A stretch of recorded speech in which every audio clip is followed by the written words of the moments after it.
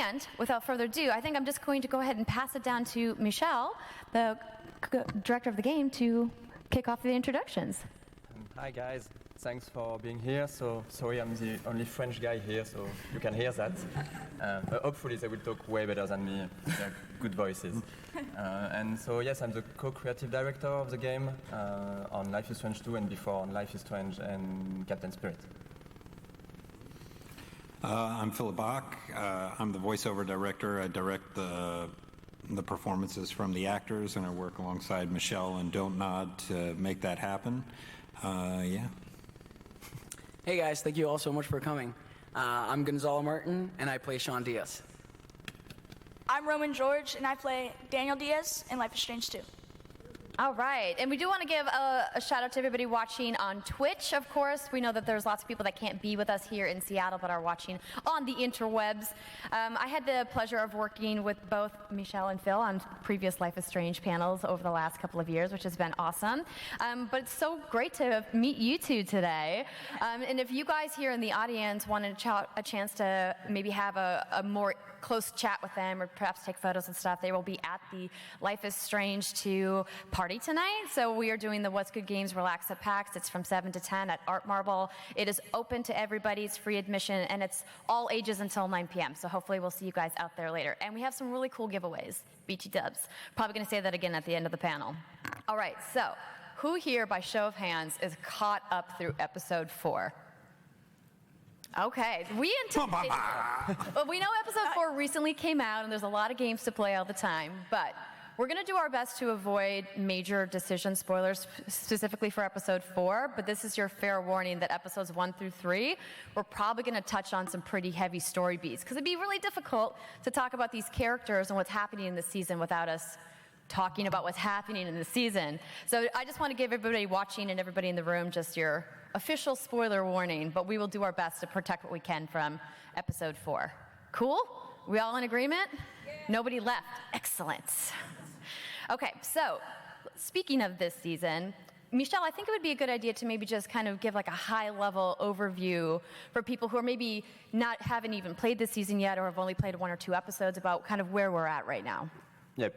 I will try to avoid big spoilers, but yeah, so for those of you who doesn't really know the game, the idea of Life is Strange 2 is that we're telling this story of those 2 brothers, Sean and Daniel Diaz. Sean is 16 years old, Daniel is 9 years old. They are living in Seattle with their father. They are Mexican Americans. And one day a terrible incident happens where their father, Esteban, is shot by a police officer on a police mistake. And that's when we reveal that the young brother, Daniel, has those superpowers of telekinesis, which kills the cop and puts them in a really bad situations where they're forced to flee the police because Sean thinks that there is no other way that they will get arrested, they won't get a fair trial. So he just thinks quickly, irrationally, and he brings his brother with him, and they try to run away with this crazy idea to reach Mexico, where their father still owns a plot of land. So the whole season is about their journey, them being chased by the police on the run, forced to hide and to live on the outskirts of society. And that's the idea of the game, that they will be facing and meeting a lot of different characters on their way, trying to reach this goal. And Sean, who is a teenager, now is the only parent figure for Daniel. So the big idea of the game is really this theme of education, where Sean just has to be responsible for Daniel, to teach him what's good, what's bad, and where I think basically would still love to be a teenager, but it just has to do with this bad situation. And yes, without spoiling more, they will face a lot of various difficult situations where we just want to show to the players just a big picture of the rural America, the different kind of outcasts and different kind of characters you could meet on the road. It's really interesting hearing you speak about it after having, Christian, who was the lead writer on the project, talk about this last year. Now, having 4 episodes out, this idea really of the road trip and how this season really embodies that. And we all knew that there was going to be tough stuff because it's Life is Strange, but I don't think I personally anticipated just how different each episode would feel from each other. And I'd love to hear from you guys that have worked on it if there was any challenges that you found, kind of going from episode to episode, or if you were able to kind of find those common threads. I will say that something difficult was like when you run into all these different new places, more so even the characters, like even Finn, it's you gotta meet them quick, you gotta kind of like them quick. There's got to be something about it, and I felt like the writing on their part and the build-up of the characters and how they designed their interaction and the interaction he would have with those characters, like each one and how they would play was, it's a difficult balance, but all the actors kind of brought something to each role, and especially Finn. Like Finn was great. For me, that's the weird thing. I knew we would be traveling a lot. I was interested to see who would come and go. And like Finn kind of had the ending of one episode, in the main episode. So it was like we got to stick with some people a little bit, but overall I knew there was going to be a lot of hello, goodbye situations, which was tough. Yeah, I'm going to be honest. I don't know if any of you felt this way. I was unsure about Brody at first. I was like, is he going to break bad? Is this going to be a bad thing? Was anybody else getting that vibe from Brody? Yeah, a couple of you? I was so glad that he turned out to be a good guy. While I was reading it, I was like, please don't do this. Please don't do this. We didn't. Yeah. But I thought it was going to be bad. I thought it was going to be like, come on into the back. And I was like, no. Well, especially when you stumble upon him in that market and he's looking at some very questionable things on his laptop. I was like, oh no, please, it's too early. It's only like the beginning of the season. But Gonzalo, I wanted to kind of talk to you a little bit about the character Sean. So, Michelle was explaining how he kind of was thrust into this immense responsibility with his little brother and kind of having to figure it out like really on the fly about what am I going to do with what's in front of me. How did you find that as an actor when you were reading through the script for the first time? That's a really interesting question, because for me, it was really a lot about reverse engineering. This was the first voiceover gig that I had ever done. So, of course, I was excited and ready to get to work and do my lines. And, of course, the character that I was playing is in a completely different headspace than I was at the moment. And, thanks to Phil, he directed me into the direction so as that I would get into Sean's headspace of, I don't have everything good in life. My dad just died. I have now to, take care of my little brother and become a father basically when I'm 16. So it was a lot of getting me out of myself, being, confident and excited of doing this job, and getting more into the character and getting, beat down like Sean was through the entire series. Nice. I was just thinking, one of the major themes of the Life is Strange franchise is this idea of relatable characters. And throughout, the 3 iterations of Life is Strange that we've gotten, I think there's been characters that kind of touch a variety of us out there that are fans of this franchise. But Roman, you are, a teenager. You play a young boy in the game. Seems like you have something relatable there, but how did you deal with the idea that you're like, I'm kind of a superhero with these wild powers? When I first got the job, and it was also my first voiceover gig, and when I read the script, it was like, wow, I'm a superhero. I can have powers. And that was actually really cool, and I enjoyed everything. Are you happy with the powers that they gave you, or would you have picked a different power for yourself? I like this power. This power is nice. I mean, I would take it. I wouldn't kick it out of bed, you know what I mean? It's pretty great. I would like to maybe kind of pivot back to the realistic settings. So clearly we're on the west coast of the United States. We obviously passed by Arcadia Bay, which is like a cool little moment in the game, but I really liked how different each of these places felt. Did you guys have a specific favorite place of, the places we've seen so far? Go ahead. I'll say this, is that Michelle has actually come over here a lot and done a lot of different like vacations around this area, and I think. But it's for work. But I think all of that experience and that fascination of different cultures. It's the idea of like, if Americans were gonna tell the story of this area, we might not tell it so romantically. You know, it's like different viewpoint of the different places. What I like is I felt like they captured more of that versus me. It's like I probably would have painted a different picture, and I always find that fascinating. I think what was the name of that? There was a Will Smith film where he was like trying to get into the stock market. I forget the name of the film. He was nominated for an Oscar. Pursuit of Happiness. But it was directed by a foreign film director, and I think for the same reason. It's like to tell that kind of story, I felt like it needed it. But as far as favorite... We're too close to it kind of a thing? We can't see it for its greatness? Yeah. But favorite location, it's tough. Like, I really liked the crossing of paths that happened with Captain Spirit a lot. Small town in Oregon. Because that was episode 2, and I knew that, because we know Life is Strange, things are probably going to get worse. So it was just nice for a moment to be like, okay, we're at home, we're with our grandparents, Captain Spirit's nearby, I can chill out for a second. Like, that's nice, because I know that it's like the rug pull's coming. I think, we've been doing a lot of travel in the United States with Raoul and Jean-Luc, the other director and our writer. And there is something unique with this country. There is so many different parts of it, so many, you feel that in each state, you feel that it's really a different place. And that's something I think that works really well for us as a setting, is that we can tell stories about a lot of different characters, a lot of different lifestyle, that you have all those differences in this country. That motivates us a lot, because we think that we can talk about humanity maybe as a whole, as using the United States.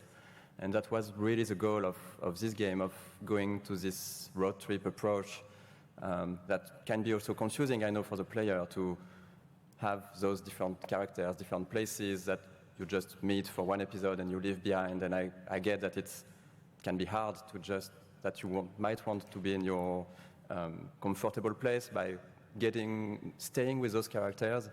But I think that that's something that's important when you're traveling.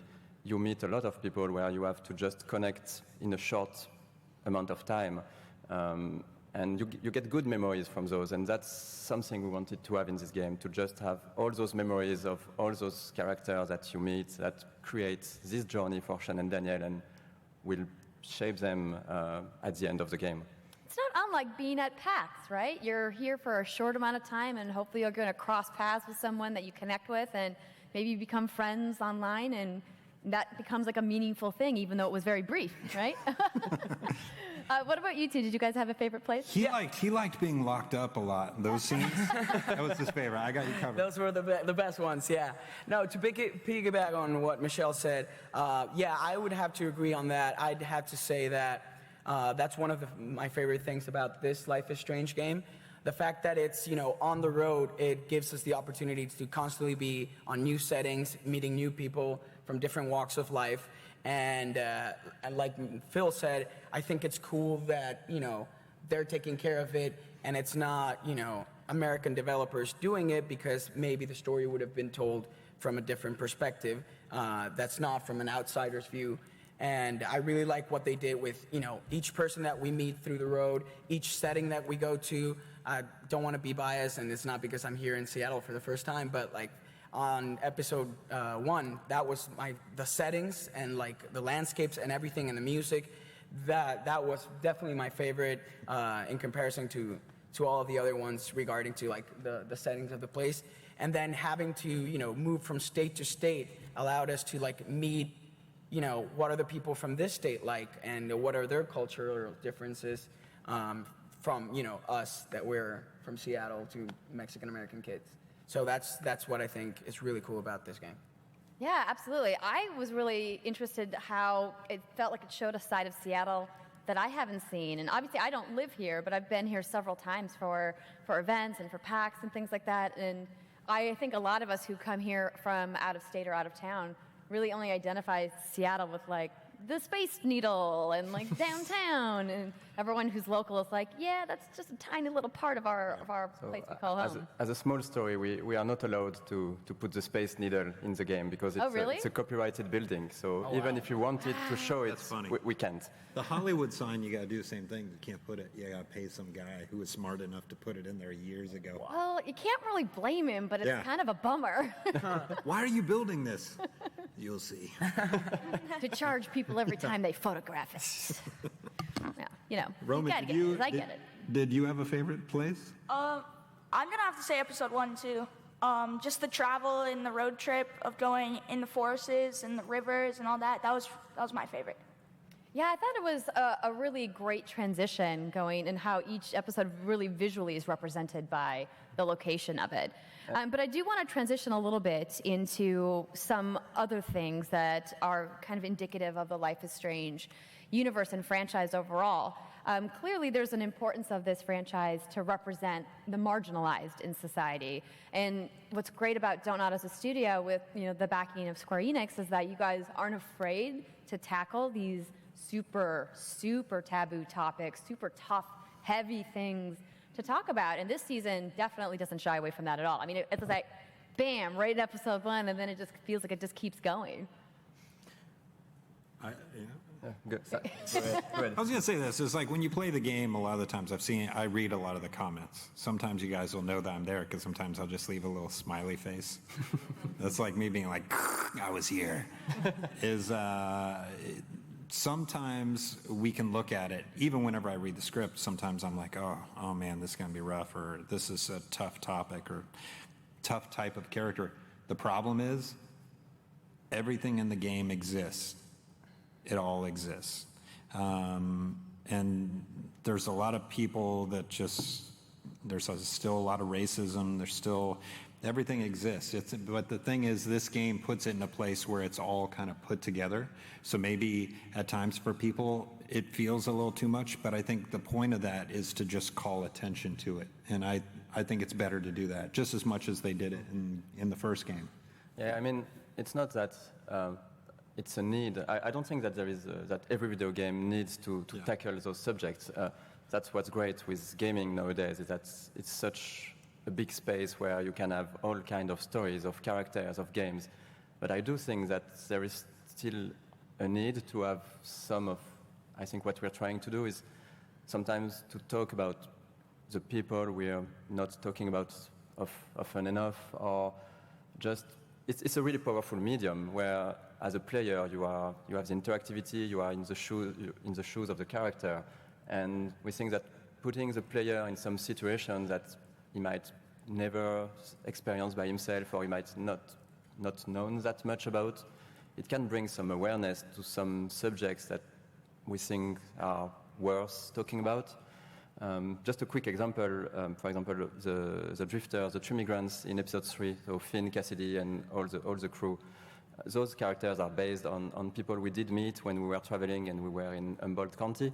We were in this town called Arcata, where it's basically the hub for marijuana farming, and all the guys who just want to have a work are waiting there with their cardboard panels, saying that I will trim for money or looking for work. And we had a chance to talk with some of those where they explained how difficult it was. Like, they told us about the missing persons that happened in this area. Like, it's not easy money. It's some work that you can do for money, but it's hard, it's complicated, and there is a lot of issues. Like, some of those farms are still illegal, even if the marijuana has been legalized in Oregon, in Northern California.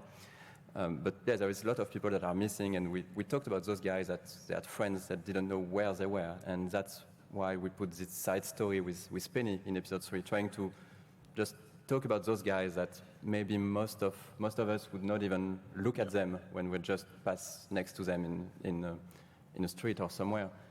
No, it was an interesting thing to bring in, because I think the idea of like homelessness and displacement is something that is rarely, if at all, tackled in video games, right? Or really in media at large. I mean, we've seen it more in TV and film, but I thought it was really great to bring that put a face on what that looks like and say, hey, this is the thing that you maybe don't want to look at in your day-to-day life, but we have to talk about what this means and obviously its implications for the characters in the game. Yeah, I mean, we had those awesome conversations with people that, like I said, we wouldn't maybe talk to most of the time. So that's why we are thinking that in this game, especially with this story, where Sean and Daniel are outcasts themselves, they will meet other outcasts, and we saw that it was a good story to give a voice to those different kind of outcasts. And that only proves, like I remember, because they had the Netflix documentary that came out, right, on Humboldt, right? Yeah, it was a documentary, Murder Mountain. Yeah, Murder Mountain. Yeah. And they were writing on it prior to that coming out. So it just also, like, for me, it just shows, like, they did the research. It wasn't like this stuff came from nowhere, and it's like, I know this. It's like, it comes from a real place, and that's the thing, is like, when people are on there saying, like, I can't believe they put that character in there, it's like, we can't believe that guy exists, you know? Yeah, it was interesting because it almost felt it was almost serendipitous in a way, how you guys were touching on some of these themes, you know, when you were originally writing the game and coming up with the idea for the narrative, you know, a few years back, and how those themes are just as important today. Because there's obviously a risk when you create a story that's so heavily focused on these really intense storylines that do revolve around these real world problems that are happening, of like maybe that problem in 2015 isn't going to be a problem in 2019. But sadly, they still are. Yeah. So let's transition, shall we? So because we have Gonzalo and Roman here, I thought it would be really fun to talk to you guys about some of the work that you did with Phil. So we were talking a little bit before the panel began about some of your favorite scenes to do. So Phil, did you have a favorite scene that you loved directing the best? I don't know. For me, it's like, it's hard to say. I think for me, the bigger thing is that it's not really a scene. It's the transition, specifically in actors, that I see.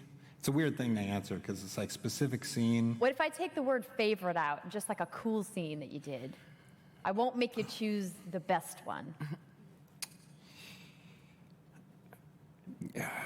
Moments with Finn, moments with, I forget the name of the actor who did the hospital stuff, the nurse. He was great in the interaction between there. Because what was nice, it's that thing you do sometimes in writing where it's like as soon as it came in, they give each other the high five and the hug. You see the connection ahead of time. That interaction for me was fun. It's such a small scene. It's such a small moment in comparison to like some of the bigger stuff. But I really love that, and I love the Finn stuff, the Cassidy stuff. At times, it's like what we expected Life is Strange to be like. Oh, it was this big crazy thing that happened, and the tornado was. No, I love this little thing of this moment because you don't care about the big stuff unless you have this. And sometimes those scenes are the most complicated to get right because, I mean, you will talk about it. The big emotional scenes, it's hard and it's taxing on you when you do those. But the small ones with just a small. Natural, subtle conversation, it's also really hard to get it right because that's what we are trying to push for in those games, is to have this kind of realism that just makes some of those small dialogues feel just conversational, natural, and it's not that easy. They're trying to hide the stuff, like it's a subtext, right? It's like he says this, but I'll tell them like I actually want you to say it in a way that sounds like you're not staying. Like, even though the question is about something else, like, how's the weather? What does that mean? I'm leaving. Like, Yeah.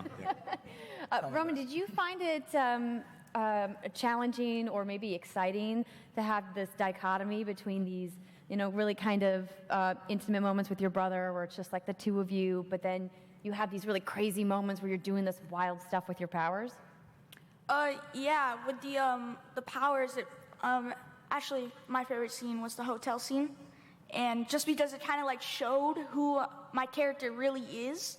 And also with Gonzalo, us being brothers, it kind of really connected. And we both played off of each other really nicely. If only I could get so excited about a bubble bath. Yeah. That was fun. That was fun. I did like those lines. For me, it was very enjoyable, pretty much recording everything. Now that they mention it, yeah, like the scenes where it's all about the moment and the tender moment between the characters, I really enjoyed recording because it just felt like talking to a normal person and it felt nice. But, you know, playing Sean, I definitely had to do a lot of emotional scenes on all of the episodes. And that was very, very taxing. But I wouldn't say I have a specific favorite one. But I'd have to say that every time, after every episode that, like, I would leave the studio having recorded an emotional scene, even though it would be like super taxing and I would end up exhausted and mad and tired and angry and everything, I would leave feeling so fulfilled that like we just did that amazing work. Like I know that if Phil said that we got it and like it's gonna sound amazing and you know, I just feel very fulfilled that he allowed me to get there. It'd be interesting to hear from both of you a little bit about the process of being a voice actor, because I think there's maybe a lot of misconceptions from people who aren't familiar. I think we think, oh, you start at the beginning, then you read it all the way to the end, but you do jump around quite a bit. That must be really difficult emotionally. Yeah. You wanna Yeah, sometimes we'll go from a very casual scene to a very emotional scene, which turns into a big transition. And those scenes, the only reason me and Gonzalo, I believe, are like top notch in our voice acting is because of Phil. I mean, he pushes us to the extent, and then look at our work. So you'd give him a 5-star review? Oh yeah, no, 10-star, 10-star. What about for you, Gonzalo? I think you already paid it. I mean, it's kind of hard, yeah, because it's not like we get the whole story ahead of time and we get to prepare and everything. Like we literally sometimes get the scripts the night before or maybe a day or two before, and we gotta sit down, learn the lines, figure out what headspace the character is in at each specific moment.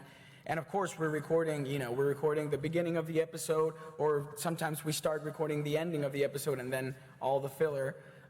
Which is weird, but I'm an actor, so I just do Phil's got a process, apparently. Yeah, but Phil is really good at that. The thing about Phil is he's really good at being able to differentiate. Okay, this is a really hard scene, and this is he'll cruise over this. So he'll divide it in a way where we'll do the hard stuff, mix a little bit of the easy stuff in the middle, do a break, then do the hard stuff, get it over, and yeah, that way it's not incredibly taxing on us. And there is also all the added complexity of this is a game with branching.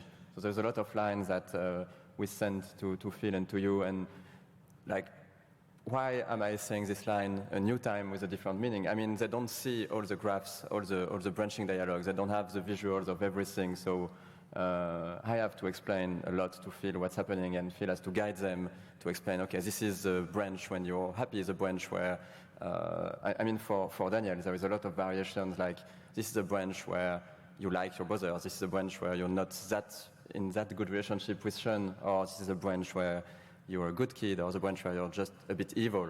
So there's a lot of variation on those lines. No, go ahead. To their credit, they, it's one thing, I think I said this last year, but it's like, in previous Life is Strange games, it's like we had some time to get to that episode 3, episode 4 moment where you were like shot real hard in the heart, and so was the character, but like for them, it was like from the get-go. So to get there that quick, like You're talking about the original Life is Strange story versus Life is Strange 2. Yeah. Okay. And even in like most stories, right, you end up getting to that third act where it's like, oh, this is the Dark Night of the Soul, the true Dark Night of the Soul. And for me, it was like episode 1, few hours, you're like, bah! And they're immediately hit with it. And for them to like tackle it that quickly, like I definitely pushed them, but they were ready for it, because it's very easy for an actor to be like, to give a lot of pushback, but they trusted me on it. But even furthermore, like, so he has to do a lot of up and down emotional level based on order of scripts, or sometimes they need to handle they need to start animating a specific scene early. So even if it's more difficult, we have to do it early to get it to that. There are just so many different things that happen with games that change how things work. And then with him, he has to do both versions of like, well, how have I been taught, by my older brother?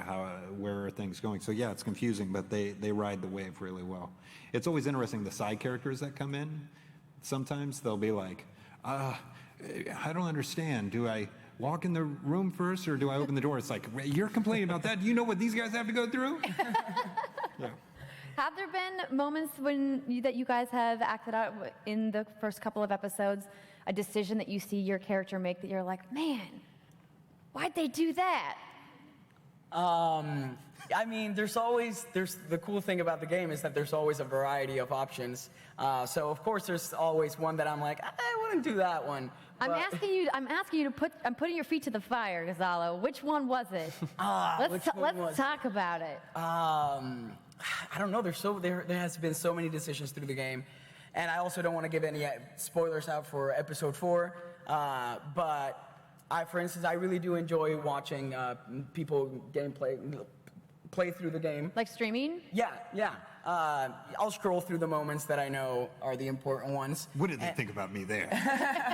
No, but like I'll see the direction that they'll take the story in, and I get really surprised sometimes at the direction that people take the story, because it's like, why would you do that? So I don't play, but I watch other people play, and I'm like, I would have gone the other way. No, it's really fascinating because one of the unique things about this franchise, I think that we all love about it, is that we all come to these scenes with a different perspective. Yeah. And when you do your spoiler cast with your friends, you have those water cooler moments, and you're like, so what did you do here? And what happened in your playthrough? That's like my you favorite. really get that diverse cross-section of how people are interpreting these scenes, which is why I thought it was a really interesting choice to have that influence with Sean influencing Daniel's actions in the game. It's something that we talked about at the panel at PAX last year with Christian, but I don't think I ever saw those moments really outright. And I think what's great and genius about that is that it reflects true life, that you don't really understand how the little things you do day to day influence the people around you. Yeah, and I mean, you will see, of course, more of it with episode 5. Yeah, and I was going to say that. Yeah, without spoiling anything or spoiling too much. Yeah, episode 5 will be the episode with the most variations based on everything you did in the previous episode. I know it's still a tricky. I mean, in the first Life is Strange, we had those clear choices that had one clear consequence. Here, we have a system that is more a lot of small things that affects another thing. So it's less, I would say, in the face of the player. You have less possibility to say, okay, it's exactly because I did that Daniel is doing that, which I think might been frustrating for some of you. I don't know. But I think overall the idea for us, what we wanted to create with those two brothers and with Daniel is trying to have it's not an education simulator, but it's a bit of that, like a lot of what you say, what you do, how you interact when Daniel looks at you, it impacts him, and it will change a bit how he sees, how he differentiates right and wrong, and how he sees Sean as a supportive brother or an oppressive brother. And this is those two aspects that are mixed in most of the consequence in the later episodes. And hopefully it will make you have a playthrough that feels natural in a way, in the way how Daniel reacts. To that, it's just a crazy thing to design on a game, to be like, you can't control this, you can guide this. And even when you ask or tell this to do this, it may or may not do that. I love that. Like, I kind of like the chaos of that in games, because the whole idea is to have a lot of control in games, but that's what makes it feel a little bit more livable or real. But also based on choices, my favorite thing, and I'll have friends call me, like, who play the game from like across the US, who are like, what do you mean I could do this? What choice? Where was that? What? Am I getting penalized for not doing that? Like at the end of the episode when you do that? A part of me loves it. The other part of me is like, I worked on the game. I don't know where this is. You just didn't point him to the Wikia? And be like, it's all online, bro. Yeah. I mean, if you don't want to find it, obviously don't go find it. But like, Yeah. if you want to know everything that happens with all the choices, there's plenty of walkthrough. Yeah, I love the fans that do all the like, you know. They're Here's doing what the happens if Lord's you do work, this. really. I Here's can't what- play that yeah. many branches. It hurts my heart. Yeah. Somebody does it. Yeah. Yeah. Thank you. Whoever you are out there, there's actually multiple peoples. How many of you have played the episodes multiple times to see multiple ways it plays out? Yeah. So that's you. That's a lot of hands. I like to shake hand like, my original decision was the right decision, but the other, I'll see what you did. It's really cool to see when players try a lot of variations and see all the different parts. I mean, in the end of the episode, we have these recap screens where you can see a lot of what you could have done differently for Sean, and also a lot of what a lot of what Daniel could have done differently. But we still even don't put everything in there. There is a lot of small variations of dialogues that are not even explained in the last recap screen. So the idea is really not to push you to play it multiple times. I mean, for me, it's perfectly fine if you just play the game once and you have your story, your version, but it's still there for if you like to see the variations, like to really try different things with Daniel and the game. And hopefully when you'll see episode 5, you will want to replay it. I feel like the decisions have snowballed into episode 5. Like, I don't know, if the people have played, hopefully you've been able to notice, like episode 1, it's like you two are together and you're kind of guiding them, and then it's like those decisions, like later on as it keeps going, when you get into trouble or better, you know, worse situations, that's when things start to change more. And I think episode 5 is a big one. Yeah.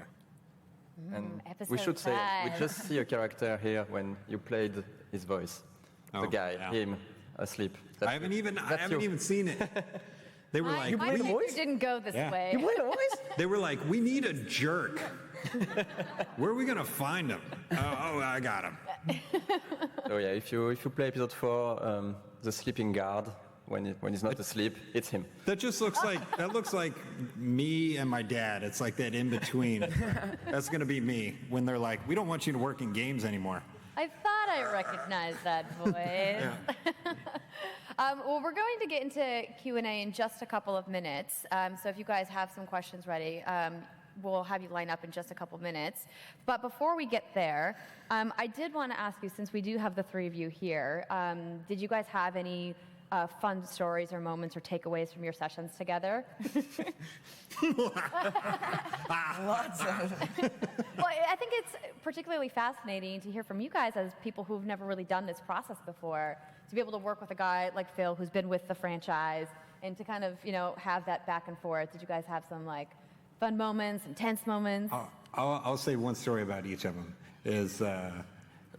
I said this last year, but for him, I'm just going to repeat the story because it was just a breath of fresh air. Was like, he did so well at the audition that I thought he had someone that coached him to this place. And like, I needed to know whether or not he could do this on the fly because a lot of things that I knew were going to come. So I was like, give him your copy, give him the older brother audition and hand it over to him and see how he does. And he just looked at it and was like, yeah, I kind of know what this is, and did it and killed it. So for me, that was great. I was like, oh, this is gonna be good. Because most of the time I'm handed kid actors because I'm a giant kid and like I like working with kids, but it can be problematic if you don't get something. Because the thing is, acting is based on experience. You have to have personal experience to know where to pull from the emotion to understand it. You can try and fake it, but then my ears, like I start hearing like it's fake or it's not real, it's not truth. And, but yeah, thankfully he killed it. And with him, like he had to get on board quick.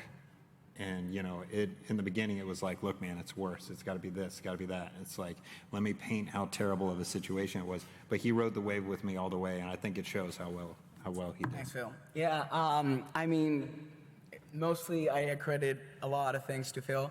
Phil and I had a lot of great moments in the studio, a lot of bad ones as well.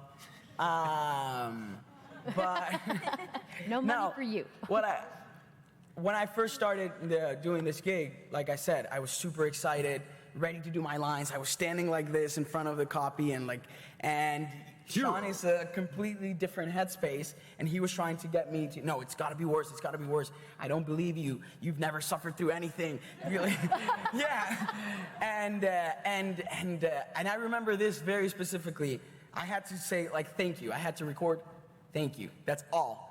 And I kept on doing it. I kept on doing it probably for 58 takes, and we could not get it. And he kept on insisting that it was because I didn't live enough hardships. And he has a point. He has a great point. If you haven't lived something, how can you act it or how can you talk about it authentically if you haven't gone through it? Because what you have to understand is this guy is a badass. He sails, he can fly, like it's crazy, all this stuff. And now you want to, what do you want to do? You want to do the... I'm doing... the hand gliding thing? Yeah. That I'm like, what are you doing? So I keep trying to play him stuff of like accidents to be like, stop it. But basically, to finish that thank you story, I was like, man, what does this guy want? And think about it. This was episode 1. I had just been hired on a voiceover gig that I had never done before. I had this very respectable director telling me all these things, and I wasn't really getting it. And so he challenged me to, get myself into Sean's shoes and into his position, and saying like, just go there one day to the streets and like without having lunch, breakfast, nothing, and just hang out there. Wait, just to clarify, I told him to go.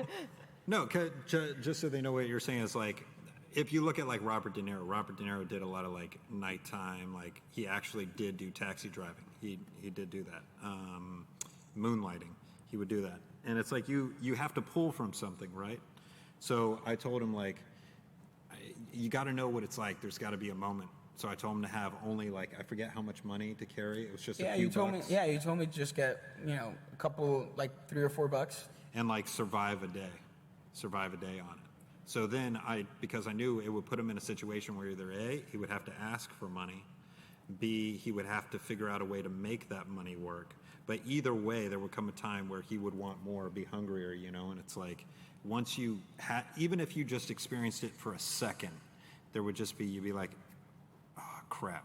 Like you would feel it and you would know like how terrible that is. Yeah. He did it. And so I was thinking in my head, don't yell at him, you're gonna get fired. But in my head, I was like, you know what, I'm gonna double your bed and I'm gonna go and sleep on the street. So yeah, I went for a weekend and I slept on the street and I finally got it. Like when I was there, living in Sean's shoes, and I picked the worst weekend ever. It rained the whole week.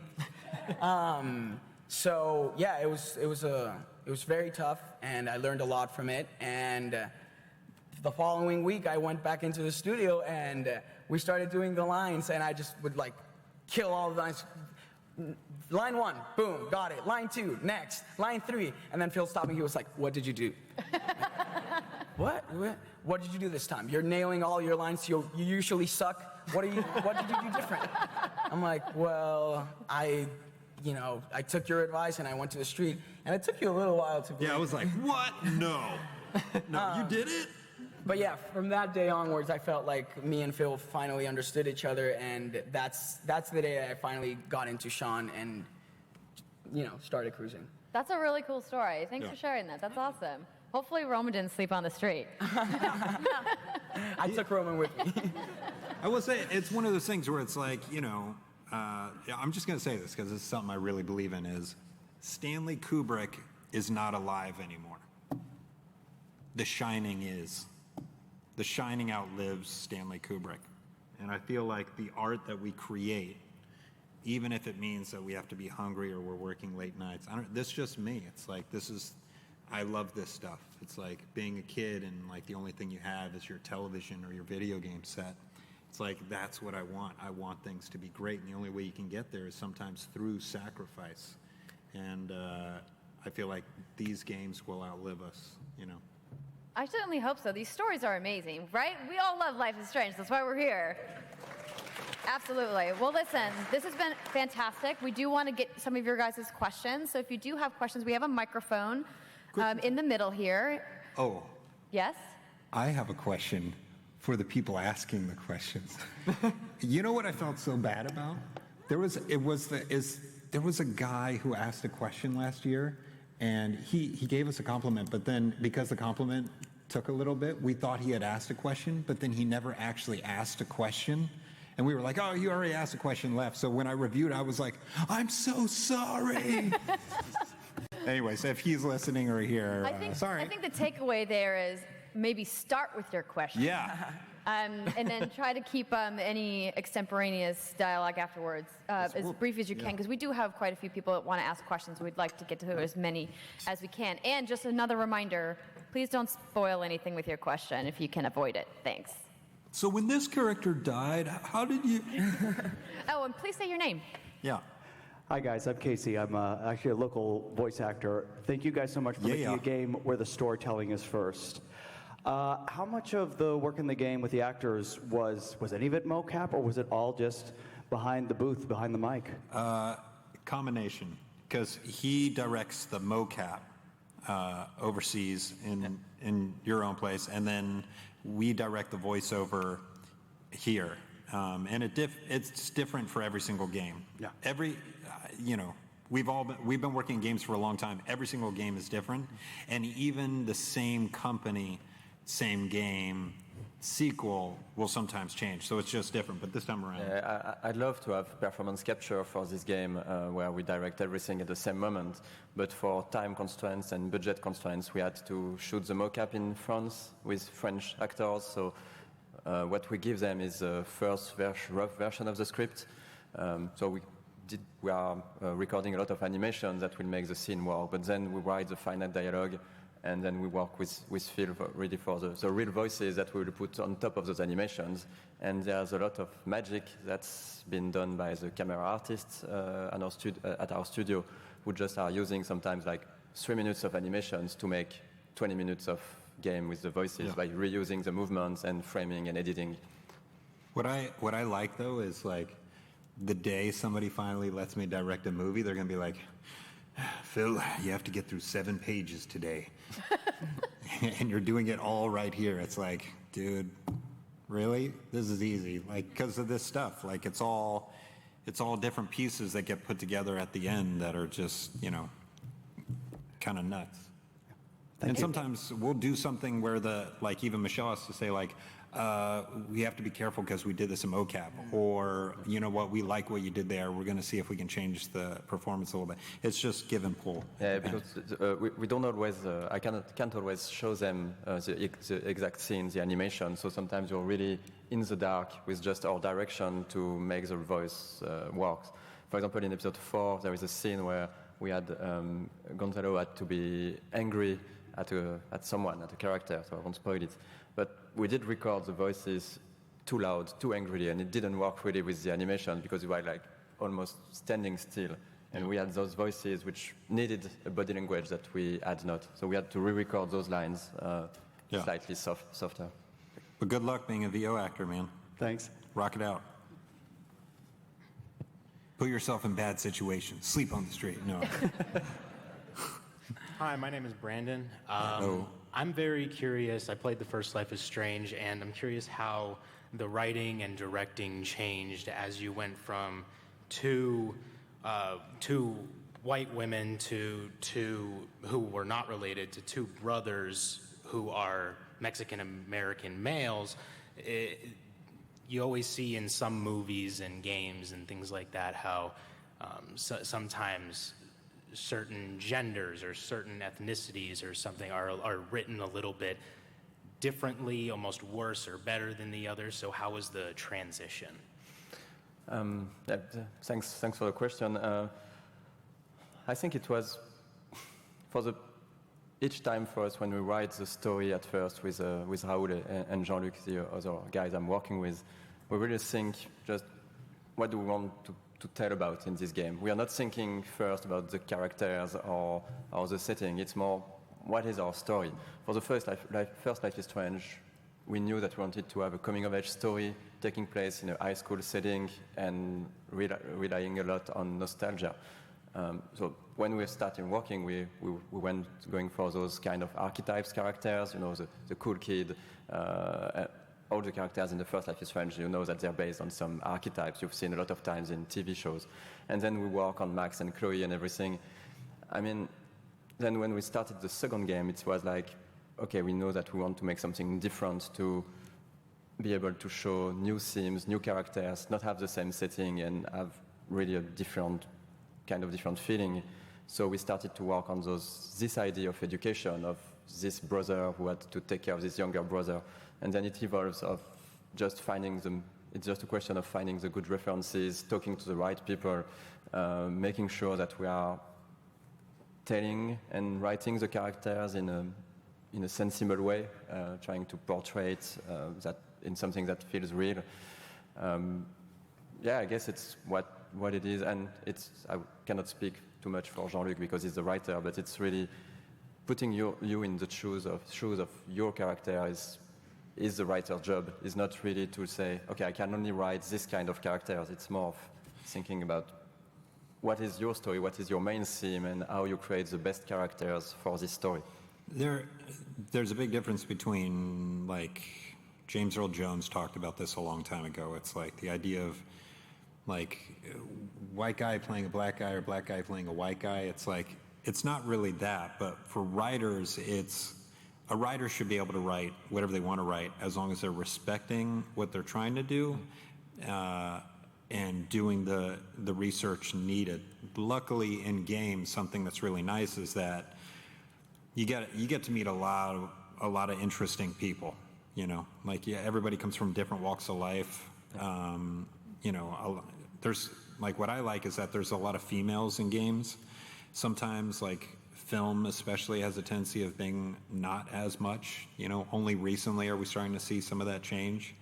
But games has usually been this kind of, like, place where you can meet a lot of different kinds of people. So it's not, what I'm trying to say is it's almost easier to tell different kinds of stories in games because of that, I think. Okay. Yeah. Thank you. Thank you. Hi, my name's Sean, and I'm from Seattle. Coincidence? Hi, Sean. Hey. My question is, since this season is a road trip across the West Coast, and you needed to pace it for 5 episodes of different characters and conflicts in these areas, did you write the characters first, or did you write the locations first and have characters inhabit those locations? I think it's a bit of both. When we start writing on the story, what we write first is really the beginning and the endings, knowing where we're going, and then the big story beats. And so without spoiling, you've seen that the story beats are going over a lot of, it's like an initiatic journey, you call it that way? Episodic journey? And in French we say that voyage initiatique, so initiation journey. Initiation? Yeah.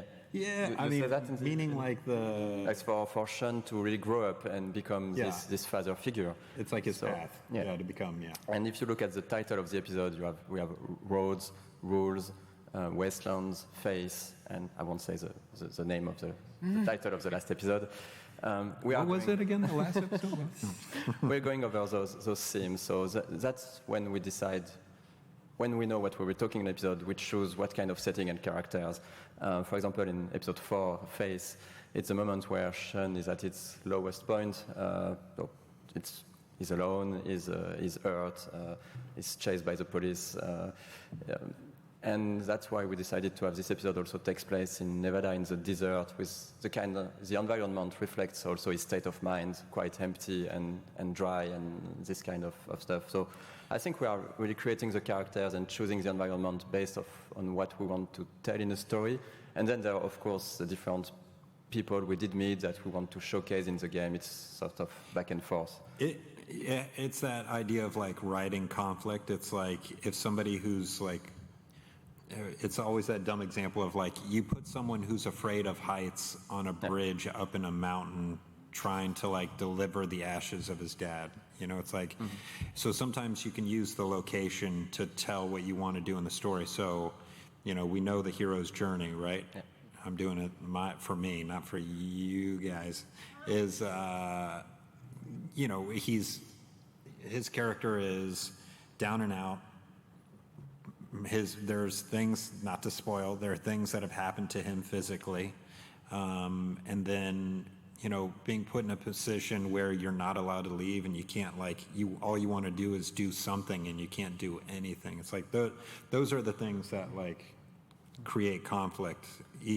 Because an audience member, you want that feeling of I want to, yeah. And it's interesting when Gonzalo said that his favorite location was Seattle. It's also definitely in the story the favorite location for Sean. Of course, it's his home. That's what we wanted to have in this first episode. The first half of episode 1 is really this setting that looks a lot like the first Life is Strange, where you're just a teenager being happy with your family, with your friends, going to a party. This kind of feeling that for Sean is his life. For the player, for us, it would be something that the player would love because it reminds him of home, of the previous game. And then that when the incident happens and is forced to leave that behind, as well as the player is forced to just be on the road and leave the comfort of this cocoon of friends and party and everything. I like the joke of it, of them being like, I like Seattle. That's where I wasn't crying. I got to hang out and smoke stuff. I was there with my dad. It's just funny. But thank you.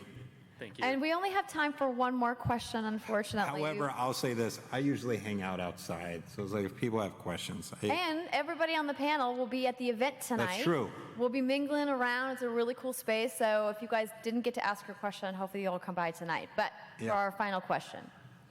Hi, thank you for all the hard work you put in the game. I think it comes out that obviously it's a love project. I'm a Mexican-American third generation, and this is the first time where I feel like there's a Mexican protagonist where it's I actually feel seen. It's not a caricature. Do you guys feel like there's an added pressure making a video game where that maybe this demographic is underrepresented? Big time. And if you do, how do you kind of deal with that pressure and tell those stories that don't often get told? Nice shirt, by the way. Thank you. You too. I will say this, is that no matter what we were doing, there was the added pressure of a sequel based on how much everybody loved the first one. On top of that, me, I like watching stories, especially from actors or different people. You hear about this all the time, right? About how people, normally aren't represented. It goes back to everything. It goes back to Shaft. It's you hear all these stories. So I think because of those stories, I knew that it was important. And even my dad's Puerto Rican, so he would tell me stories about coming over here. So that existed. It totally exists. I think what's interesting, though, is knowing it exists ahead of time. At least I did. Yeah. Thank you. Again, thank you so much to everybody who came to the panel today. Let's give our panelists a round of applause. You guys were awesome. Thanks for the stories. As I mentioned, the event is from 7 to 10 p.m. tonight. It's free admission. Everybody is welcome. Unless you're under 21, then you can only stay until 9. I didn't make the rules.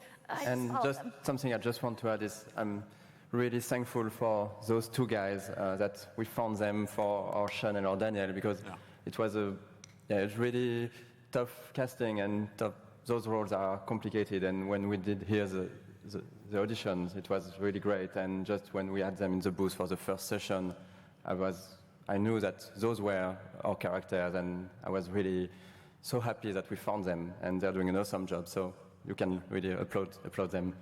Yes, absolutely. Thank you to our hosts. Have a great rest of your packs, everybody.